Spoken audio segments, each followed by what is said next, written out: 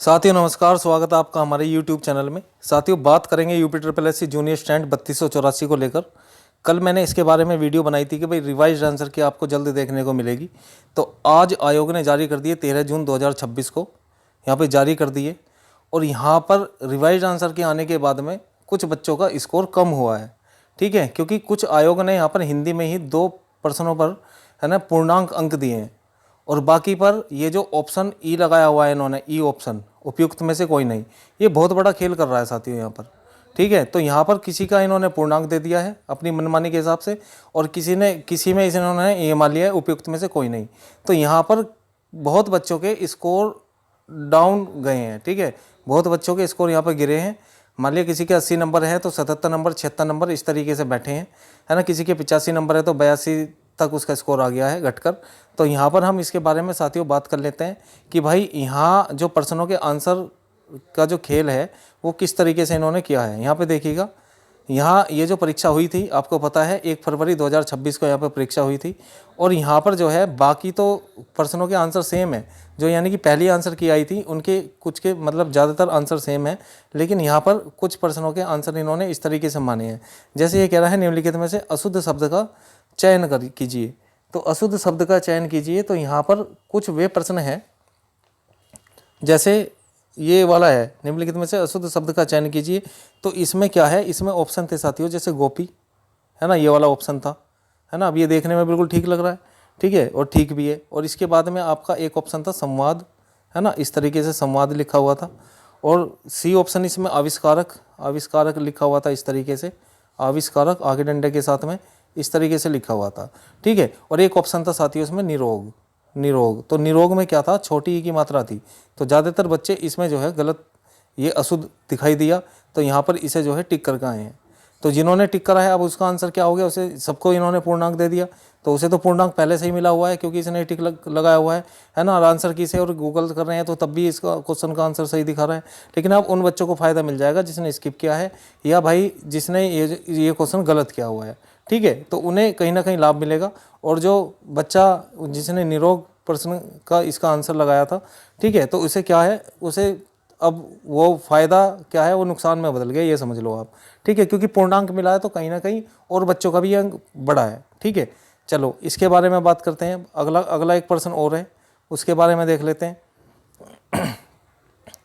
अगला प्रश्न क्या है, अगला प्रश्न ये है, देखिए, सब शब्द के शुद्ध रूप का चयन कीजिए। ये रहा क्वेश्चन नंबर 4 इसमें दिया हुआ है ना। और इसमें क्या है, इसमें वर्तनी पूछी थी शुद्ध, तो वर्तनी शुद्ध ऐसे प्रसाद लिखा हुआ था, है ना। और कुछ और इस तरीके से जैसे ऐसे प्रसाद दे दिया ये वाला, है ना, इस तरीके से ये वाला 66 कोण वाला बना हुआ था।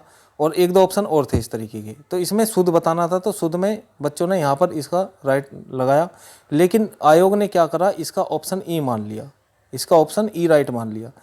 तो कहीं ना कहीं देखो अब ये है, ये बिल्कुल आपको शुद्ध दिखाई दे रहा है, उसके तथ्य भी मिल सकते हैं किताबों में कहीं ना कहीं, ठीक है। तो इसका उपयुक्त में से कोई नहीं मान लिया, इस पर पूर्णांक इन्होंने नहीं दिया है, ठीक है। तो कहीं ना कहीं यहाँ भी स्कोर डाउन जाएगा, है ना, उस बच्चे का जिसने ये प्रश्न का आंसर लगाया था। अब ये 1 नंबर इसका घट जाएगा यहाँ पर, ठीक है। तो ये उपयुक्त में से इन्होंने कोई नहीं माना है, इस प्रश्न में इन्होंने ऐसा कराया है। इसके बाद इन्होंने एक प्रश्न के बारे में और यहाँ पे वो करा है हिंदी में ही। चलिए वो तो खैर कोई दिक्कत नहीं है, इसमें तो मानना भी चाहिए था, है ना। तो एक प्रश्न है, हाँ ये वाला, विज्ञापन की वैसाखी इस वाक्यांश का भाव क्या है, ठीक है। तो विज्ञापन की वैसाखी के बारे में यहाँ पे दिया हुआ था, ठीक है। तो ये प्रश्न इस तरीके का था कुछ, है ना। ऑप्शन इसमें दे रखा था कि भाई उत्सव की ताकत, इस तरीके से ऑप्शन इन्होंने दिए हुए थे। तो यहाँ पर इन्होंने इसका पूर्णांक ले लिया है, ठीक है। यहाँ पर इन्होंने क्या कर दिया, इसका पूर्णांक ले लिया साथियों। तो चलो इसकी तो कोई दिक्कत नहीं है क्योंकि इसमें तो ज़्यादातर बच्चों का डाउट ही था।